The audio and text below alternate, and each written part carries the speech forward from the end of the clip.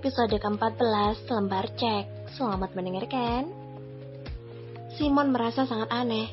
Kok bisa ada yang menyebut Leon sebagai sugar baby? Ini sama saja seperti sedang mencari mati, menyerahkan nyawanya dengan cuma-cuma. Memang benar, Leon selama ini hampir tidak pernah menampilkan identitas dirinya di depan khalayak umum. Hanya sedikit saja mengetahui bagaimana rupa Leon ini. Karena selama ini Leon tinggal di villa anggrek yang tidak bisa dimasuki oleh sembarang orang. Tapi baru kali ini, Simon melihat ada seseorang yang seperti baru saja kehilangan setengah otaknya. Dengan lantang beraninya, merendahkan orang lain. Simon memperhatikan Jihan lagi. Kira-kira apa yang akan dilakukan Jihan? Setelah Jihan mengeluarkan secarik cek itu, lalu dia berkata dengan malu-malu pada Leon kalau dia akan menafkainya dan membujuknya lagi agar dia mau meninggalkan Kansa.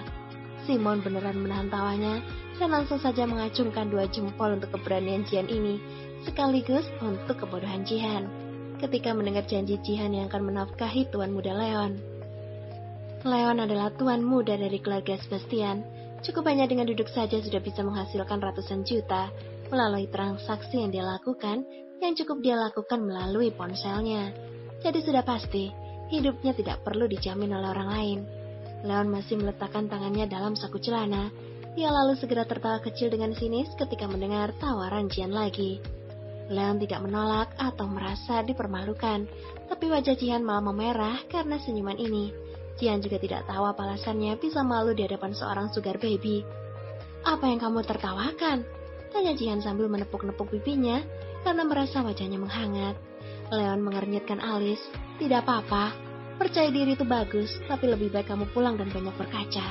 Dengan acuh tak acuh, Leon membalikkan badan lalu melihat Kansa yang ternyata dari tadi menyaksikan jika saudara tirinya itu terlihat sedang merayu suaminya ini. Simon menyaksikan tontonan ini dengan hati berdesir hebat karena hal rayu-merayu tadi terlihat oleh kakak iparnya ini. Maka Simon berpikir jika akan ada kejadian seru selanjutnya. "Kak, bagaimana ini? Kakak ipar sedari tadi memperhatikanmu loh," bisik Simon pada Leon. Leon yang tadinya masih arogan langsung mengeluarkan kedua tangannya dari saku celana sambil menjelaskan, "Aku tidak melakukan apapun. Kamu juga sudah lihat kalau Jihan yang menggodaku," ungkap Leon seraya mengangkat kedua tangannya, seperti posisi orang yang sudah menyerah. Sesaat kemudian pria yang dingin itu langsung berbicara dengan polosnya untuk mengadu pada Kansa. "Tanyakan pada dia," ujar Leon lagi seraya menunjuk pada Simon sebagai saksi untuk membenarkan perkataannya. "Ini beneran, aku sama sekali tidak menggoda saudara tirimu itu," ujar lirih manja Leon. Hal ini hampir membuat Simon syok sampai seakan-akan kakinya terasa lunglai ringan bagai kapas. Sementara itu membuat Jihan semakin sakit hati. Ibarat menabur garam di atas luka, sungguh hati Jihan terasa perih ketika melihat Leon, sugar baby yang diincarnya dengan susah payah, malah memilih manja dengan gadis desa seperti Kansa. "Hei, itu sejak kapan Kak Leon menjadi manja kepada wanita? Cari perhatian sekali," gumam Leon dengan bingung seraya mengusap-ngusap tengkuknya sendiri karena merasa merinding. "Iya, apa yang Kak Leon katakan itu benar. Dia yang menghalangi jalan Kak Leon dan malah merayunya mati-matian," celah Simon kepada Kansa. Kansa berdiri di depan Jihan, lalu bersedekap, berdecak mengejek seraya menggelengkan kepalanya. Kansa dan Jihan pun mulai berdebat dan bertengkar. "Apa kau ini sedang berebut sugar baby dengan aku?" tanya Kansa dengan nada menyindir. Kau tidak pantas berbicara sombong depan aku. Bersama aku, maka kehidupan sugar baby ini akan terjamin," jawab Jihan tak kalah sombongnya. "Dan kau urusi saja suami penyakitanmu itu," ujar Jihan meledek. "Apa kau tahu, Kansa ini sudah bersuami?" tukas Jihan sambil melihat ke arah Leon, seakan ingin memberitahu kebenaran yang telah Kansa sembunyikan. Kasihan suaminya, karena penyakitan malah buat istrinya ini menjadi wanita liar lalu mencari sugar baby, ujar Jihan ingin memprovokasi Leon, namun malah tanpa diketahui dirinya baru saja menghina Leon depan wajahnya sendiri. "Aku adalah wanita lajang. Bersama aku tidak akan ada masalah di kedepan hari," ujar Jihan lagi kepada Leon. "Hidupmu akan senang dan penuh dengan kemewahan jika kau mengikuti aku," tukas sombong Jihan sambil menunjukkan wajah arogannya. Kansa pun tertawa sedikit terbahak-bahak sambil memegangi perutnya. "Kau ini sungguh lucu sekali, beneran lucu," ujar Kansa sambil melirik Leon yang wajahnya sudah menghitam karena menahan marah.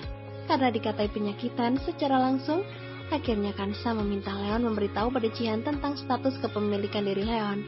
"Katakan kepadanya, kau ini pria milik siapa?" ujar Kansa seraya berkelayut manja kepada Leon. Leon sangat senang ketika Kansa berlaku manja kepada yang seperti ini, terlihat menyerupai seekor kucing kecil yang sedang bermanja dengan tuannya. Ditambah ketika Kansa meminta kejelasan tentang hal status mereka dengan suara khas manja Kansa. "Milik Sasa," jawab Leon sambil merangkulkan kedua tangannya ke pinggul ramping Kansa tersebut, lalu mengecup ringan puncak kepala Kansa. Lagi-lagi, aroma wangi Kansa benar-benar menguasai seluruh syaraf-syaraf di tubuh Leon, dan itu tadi beneran telah membuat Leon seperti mengalami kelumpuhan dalam sepersekian detik. Sementara itu, hati Kansa malah merasa berdebar ketika mendengar Leon mengatakan jawabannya itu.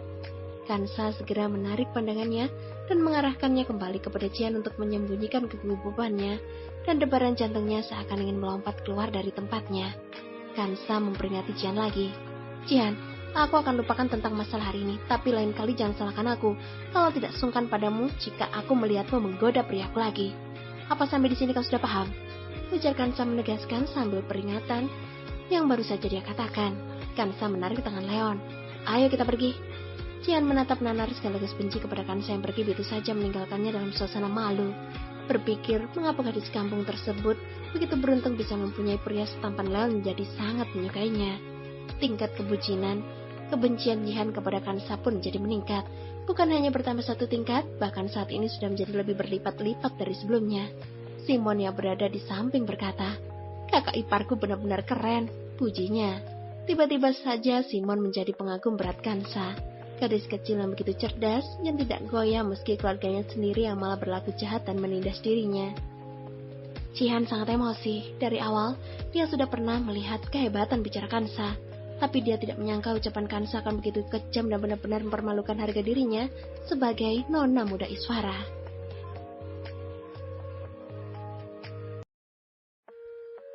Pengantin Pengganti, karya autor Nita, episode ke-15, Istri Cemburu. Selamat mendengarkan. Kansa menggandeng Leon pergi. Leon ingin balik menggenggam tangan Kansa, tapi malah dihempaskan oleh Kansa. Lalu Kansa berkata dengan nada yang terdengar sedikit merajuk, "Tuan Leon, tadi itu aku hanya penonton, dan kau malah sengaja melibatkanku. Apa kau puas melihat tontonan heboh perebutan pria oleh dua wanita?" Dengan cepat Leon menjawab sambil menaikkan satu alisnya. "Tidak." "Hah? Apanya yang tidak? Jelas-jelas kuperhatikan tadi. Sepertinya kau sangat senang dirayu oleh Jihan," tukas Kansa. "Mana ada?" jawab cepat Leon lagi. "Jika tidak senang, lalu mengapa tadi kau melempar senyum kepadanya dengan sangat manis?" ujar ketus Kansa seraya bertelak pinggang. Leon menarik lengan Kansa. "Ini kau sedang cemburu kah?" tanya Leon sembari sedikit tertawa senang. Kansa mengempaskan tangan Leon lagi. Detik selanjutnya, Kansa tersadar kalau Leon sedang bilang dirinya cemburu. "Dasar penyuka sinetron," ledek Kansa sambil memutar kedua bola matanya dan bersedekap. "Susah sekali untuk mengaku," balas ledek Leon. "Cemburu ya tinggal bilang cemburu saja," tukas ke Leon lagi. "Hah? Cemburu?" jawab sarkas Kansa terhadap tuduhan Leon. "Cemburu kepalamu," ujar Kansa yang merasa gregetan pada suaminya ini, dengan sambil bertelak pinggang. Leon pun tertawa lagi. Biasanya ketika wanita sedang merasa cemburu, maka wanita akan melakukan beberapa hal aneh tanpa disadari. Ketika cemburu, wanita juga tak akan mau mengatakannya, karena memang wanita tak pernah mau mengatakan bahwa dirinya sedang cemburu. Wanita memang salah satu makhluk yang pandai menyembunyikan emosi mereka. Wanita juga memang makhluk yang sangat istimewa, dan tak berbeda juga dengan Kansa. Dia ini adalah gadis yang memiliki gengsi tinggi, sehingga ketika cemburu, mana mau dia mengaku. Leon sudah memahami perangai istrinya ini. Istri kecilnya ini sudah merasakan patah hati semenjak kecil, semenjak dirinya dibuang ke desa. Itu adalah awal mula Kansa belajar bagaimana bangkit kembali dan tidak pernah bergantung pada siapapun. Beberapa perempuan dibangun dari itu, dari kesulitan-kesulitan yang mendera dan menjadikannya membangun tembok pertahanan yang tinggi. Karena perangai Kansa yang seperti itu, maka Leon juga setengah mati akan membuat Kansa mengakui jika memang beneran cemburu. Leon sangat yakin jika Kansa sedang cemburu, melihat sikap Kansa yang tadi menunjukkan kemesraan dengan dirinya, karena dengan hal itu, ia bisa memukul mundur Jihan yang mencoba mendekatinya. Jadi karena tadi dengan tiba-tiba Kansa lebih mendekat dan mulai manja ketika di depan Jihan, maka kesimpulan Leon adalah 100% benar jika Kansa sedang merasa cemburu. "Ini dari tadi kau menyindir aku, menertawakan aku loh. Apa kau tidak tahu kalau itu ciri-ciri orang cemburu?" jelas Leon. Kansa memang dari tadi menyindir Leon dan juga meledek menertawakan, seolah seperti ingin menunjukkan ada sesuatu yang salah dengan sikap Leon tadi dengan Jihan. Perkataan Leon beneran telah memukul dengan telak. Kansa melotot pada Leon lalu bertolak pinggang. Tuan Leon, tadi itu aku sudah membantumu loh ya. Jadi kau seharusnya bersyukur dan berterima kasih kepada aku. Tak senang hati dengan perkataan Kansa, Leon dengan cepat menekan bau Kansa yang indah itu ke dinding, lalu memukulkan tangannya di samping badan Kansa untuk menghalanginya dan menguncinya agar tidak lari. Beraninya kamu bicara begitu padaku? Kamu sungguh menganggapku sugar babymu? Berani sekali, hah? Aku tidak, jawab Kansa terbata. Kansa langsung dipeluk Leon. Pria ini langsung main hantam dan cepat sekali menghempaskan tubuh Kansa ke dinding kalau sedang berdebat. Sungguh CEO yang arogan sekali. Dalam samar, Kansa bisa merasakan aura di malam itu. Mungkin Kansa berani menjadikan Leon sebagai sugar baby-nya. Kansa memelankan suaranya dan menjawab tidak. Leon merasa puas dan senang ketika suara lembut Kansa menjawab dengan nada seperti berbisik itu, namun tak ingin terlihat terlalu senang. Tidak, lalu kenapa bilang tadi sudah membantuku? Nyonya Sebastian, kamu tidak sadarakan statusmu sebagai seorang istri ya? Bukankah mengusir wanita mengganggu suamimu ini sudah jadi tugasmu? Kansa merasa perkataan Leon sangat benar, tapi bagaimana aku bisa tahu kamu suka padanya atau tidak? Lagi pula, harusnya Jihan yang menikah denganmu, bukan aku. Ini aku hanya pengantin pengganti untukmu saja. Leon merasa tak pernah menyebut dirinya mengetahui tentang pertukaran pengantin tersebut. Leon pun sekali lagi dibuat terkejut karena kejujuran Kansa yang berani dengan lantang mengakui jika dia adalah hanya pengantin pengganti untuk dirinya. Melihat Leon yang terdiam sesaat, Kansa pun mencoba mendorong-dorong Leon dengan tangan mungil dan jari-jari lentiknya itu. Leon menaikkan satu alisnya sambil memajukan wajahnya. Masih bilang kamu tidak cemburu? Tanya Leon lagi dengan penuh rasa ingin tahu. Tidak, jawab ketus Kansa. Katanya gadis yang cemburu itu perlu dihibur, mau aku hibur. Leon menunduk dan mencium pelan bibir merah Kansa dengan dibatasi cadar. Tangan Kansa bergetar. Ada apa dengan Leon ini? Tiba-tiba saja memberikan ciuman terus-menerus dari tadi. Leon menggerakkan kepala dan menunduk sambil berkata, masih cemburu. Kansa terkejut dan segera menggeleng. Leon tertawa pelan. Baiklah, dasar tukang cemburu. Tukasnya seraya mengacak-ngacak rambut Kansa karena merasa gemas. Tentu saja Leon langsung saja tersenyum tampan. Dirinya sudah berhasil membuat Kansa mengakui cemburu. Setelah melalui interogasi hati yang cukup rumit itu, yang mengulik hati wanita, untuk bisa mengeluarkan isi hatinya memang susah-susah gampang. Namun bagi Leon, interogasi tadi malah terasa lucu dan menyenangkan. Leon berpikir kehidupannya pun semakin berwarna dengan kehadiran Kansa yang selalu saja memberinya kejutan-kejutan baru. Memiliki Kansa sebagai istri, itu seperti kau selalu membawa petasan dalam kantong baju, yang sewaktu-waktu bisa mengagetkan hati jika itu sedang meledak. Kansa baru sadar dirinya sudah terjebak oleh trik Leon agar mau mengaku jika dirinya itu sedang cemburu. Tindakannya menggelengkan kepala tadi sama saja dengan mengaku kalau dia tadi merasa cemburu. Kansa tidak pernah kalah berdebat, tapi kini malah kalah pada Leon. Jika Leon tidak banyak akal dan tidak pandai berdebat, maka mana bisa dia bisa sesukses sekarang menjalankan semua lini-lini bisnisnya dan telah banyak membuat orang iri hati kepadanya. Jika cemburumu semenggemaskan ini, maka aku izinkan kau untuk sering-sering cemburu. Ungkap Leon terselip sedikit meledek Kansa. Gemam Kansa. Kau ini benar-benar deh, gemam Kansa lagi. Kansa menggigit bibirnya sendiri dengan pelan, mengatur napasnya agar stabil, lalu menunduk untuk keluar dari pelukan lengan Leon dan berlari pergi. Leon kembali meletakkan tangan ke dalam saku celana dan mengikuti Kansa sambil tersenyum.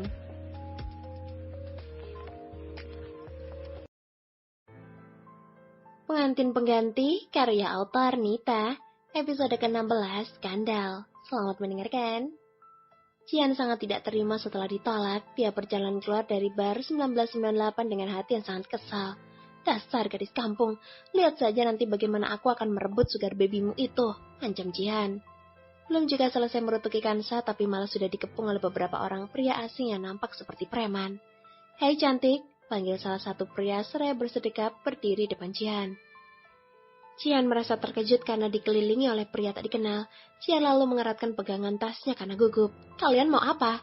Hardik Jihan sambil melangkah mundur menjauhi mereka. Awas, jangan menghalangi jalan aku.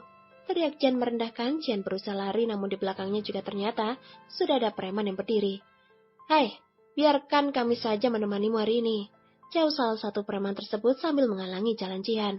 "Dasar rendahan, pergi kalian!" Hardik kerat Jihan lagi karena merasa jijik. "Hah, mau menemani aku? Kalian pikir selevel dengan aku kah?" Hina Jihan lagi, Jihan pun menggunakan tasnya untuk memukuli para preman itu. "Pergi kalian dasar tengik, jangan dekati aku, pergi!" Hardik marah Jihan lagi. "Dasar sampah!" tukas Jihan kepada mereka. Merasa Jihan malah melawan dan ngata-ngatain mereka, maka para preman itu pun jadi marah. Salah satu dari mereka pun langsung saja menangkap tangan Jihan. Supir yang melihatnya ingin menolongnya, ketika supir itu mencoba menolong majikannya itu, tapi malah ditahan oleh anggota preman yang lainnya.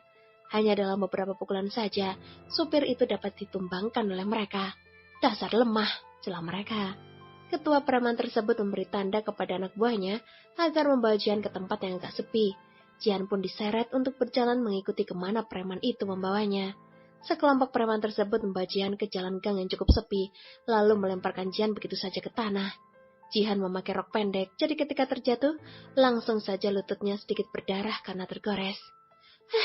"Kurang ajar," ujar Jihan mendengus sakit. "Sialan," Hardik Jihan mencoba untuk berdiri sambil menahan sakit.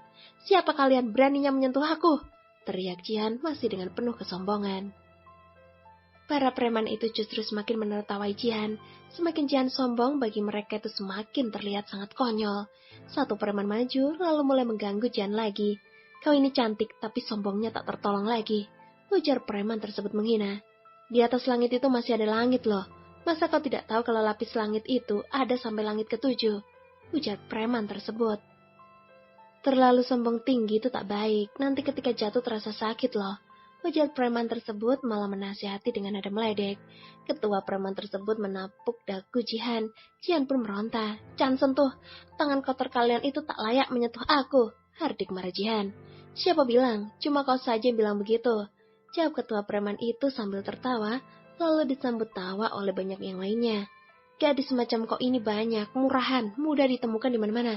Jadi sungguh kau tak pantas bersombong diri," ujarnya lagi sambil terkekeh. Ketua preman itu malah seenaknya saja menyentuh kulit Jihan, lalu memegangi kedua tangan Jihan. "Bagaimana jika kita lepas rok mininya ini lalu kita foto?" tukasi ketua preman sambil tertawa sarkas. Sontak saja, anak buahnya setuju dengan memberi tanda berupa tepuk tangan dan siulan. Hati Jihan berdegup kencang. Dirinya adalah nona muda Iswara yang terhormat. Jadi mana bisa kehormatannya berakhir tragis di tangan preman-preman ini? Jihan ketakutan sehingga memohon ampun. Jihan pun merasa takut lalu memohon ampun. Jihan pun mulai memelas memohon untuk dikasihani. "Tidak, jangan, tolong jangan lakukan itu." "Ah, baru tahu merasa takut ya sekarang," ledek si ketua preman. "Aku adalah nona muda dari keluarga Iswara.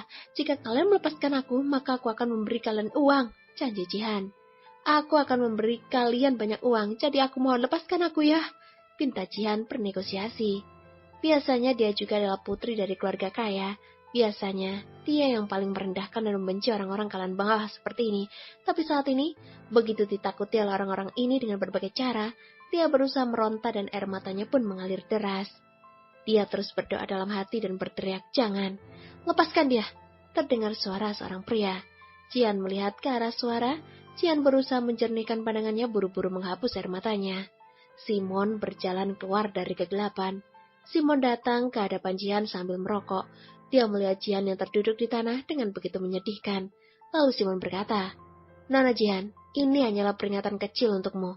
Jangan singgung orang yang tak seharusnya kau singgung daripada bikin jijik." Merasa bingung dengan perkataan Simon, Jihan pun nampak seperti orang bodoh yang hanya linglung sembari duduk di tanah. Setelah itu, Simon membuang puntung rokoknya ke tanah lalu menginjaknya. "Ayo pergi." Semua orang berlalu pergi. Jihan terduduk di tanah dengan malang sambil terengah-engah, mengatur napasnya untuk normal kembali. Setelah preman itu pergi, barulah dia merasakan hidup kembali. Dia tidak tahu salah apa yang diperbuatnya, sehingga menyinggung Simon, si penguasa muda. "Rasa-rasanya aku tidak memiliki masalah dengan Simon," gumam Jihan. Jihan berusaha berdiri, kemudian membersihkan tubuhnya dari debu yang menempel. Jihan menepuk-nepuk bajunya. Pada saat itu sebuah mobil melintas di jalanan. Jihan menengadahkan kepalanya. Di balik kaca jendela mobil yang perlahan terbuka, dia melihat sebuah wajah sangat tampan. Orang itu adalah Leon. Setelah kembali ke Villa Anggrek, Hansa masuk ke dalam kamar. Dia mengeluarkan ponsel untuk mengirim sebuah pesan suara kepada Emily lewat WhatsApp.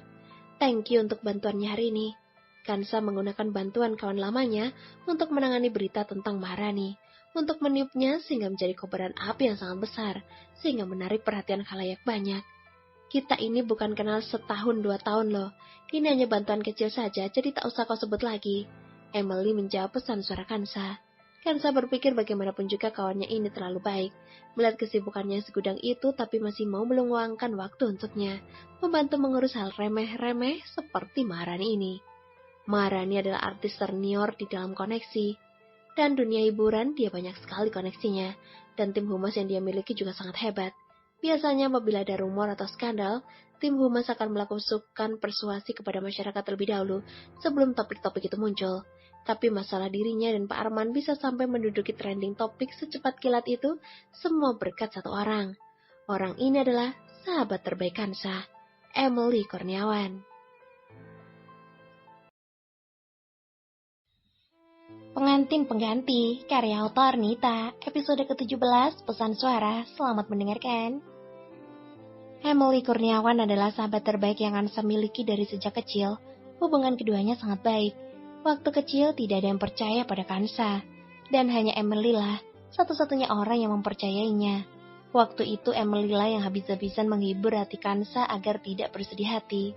Ayah kandungnya malah menyalahkan dan menuduh Kansa secara brutal, seakan Kansa lah penyebab kakek Iswara celaka.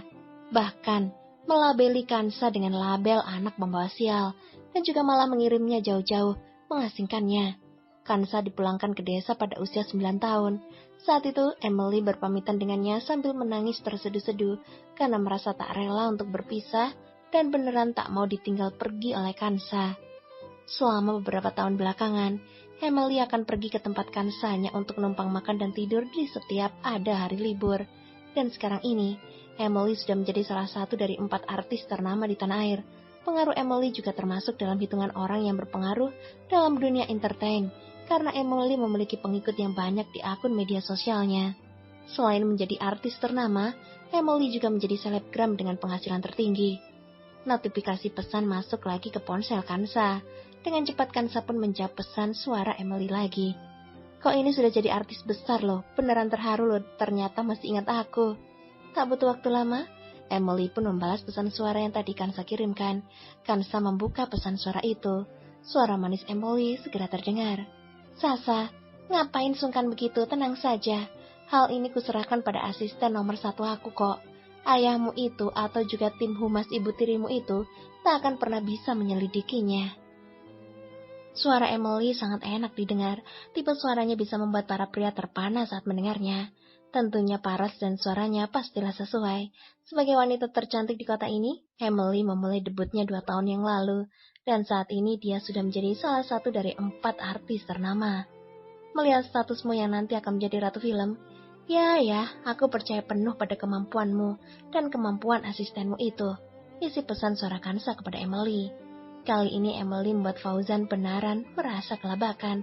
Meskipun Maharani akan curiga, tetapi Fauzan juga pasti tidak akan percaya kalau putrinya baru pulang dari desa bisa punya kemampuan untuk memporak-porandakan dunia hiburan. Fauzan dan tim humas Maharani sibuk meredam berita heboh tentang aib ratu film ini. Fauzan dan Maharani juga masih ribut-ribut di kantor polisi. Maharani masih bersikeras jika akan salah otak di balik kehebohan ini.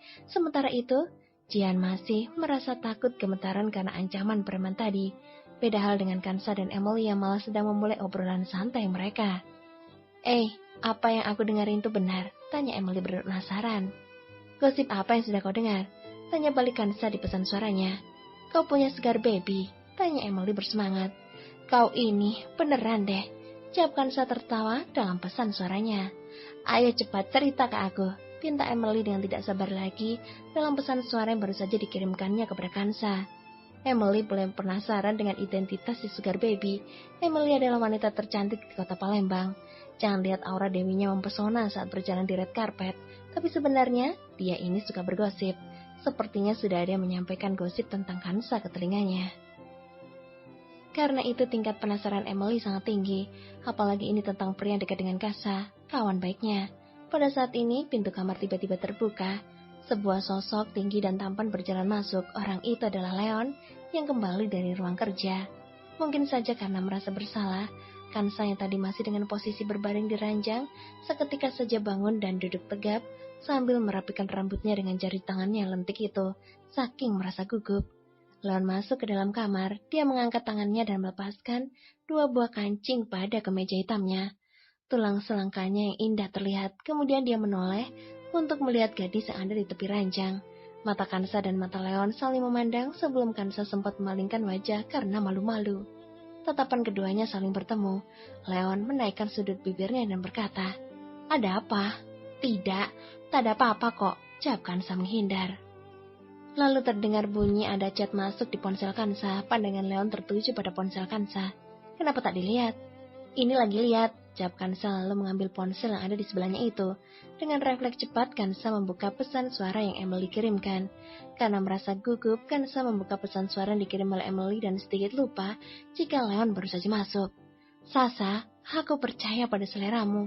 Jadi sugar babymu tuh pasti tampan banget. Yang paling penting, dia pasti punya pinggang kuat, kan?" Anak ini," gumam Kansa seraya melirik ke arah Leon. Wajah Kansa langsung memerah begitu mendengar kalimat terakhir yang diucapkan oleh Emily dengan nada genit. Kansa hampir saja membanting ponselnya, hingga rasanya sekarang bisa menggali lubang dan masuk ke dalamnya bersembunyi. Kemudian sambungan pesan suara baru pun mulai terdengar lagi. "Sasa, itu loh, kamu tahu kan dulu waktu kita curi-curi nonton kan udah janji mau cari pasangan yang punya pinggang kuat, terus tidak lemah. Masih ingat kan?" Isi pesan suara Emily lagi. "Ya Tuhan Emily," gumamkan sambil lirik pelan sambil memandangi wajah Leon lagi. Suasana kamar sunyi senyap sehingga pesan suara Emily terdengar sangat jelas mengudara ke telinga Leon. Kansa memasukkan ponselnya ke dalam selimut. Ingin sekali rasanya dia mencari lubang dan bersembunyi di dalam. Topik ini tidak ada apa-apanya jika hanya mereka yang tahu, tapi sekarang malah didengar oleh orangnya sendiri. Sungguh, ini jadi terasa sangat canggung. Anu Tuan Leon, aku mau mandi dulu." Kansa bergegas cepat kabur ke dalam kamar mandi. Leon menaikkan satu alisnya, sedikit tertawa, mendengar isi pesan suara tadi. Merasa lucu jika dirinya sedang jadi bahan gosip istri dan temannya itu. Dia berdiri di depan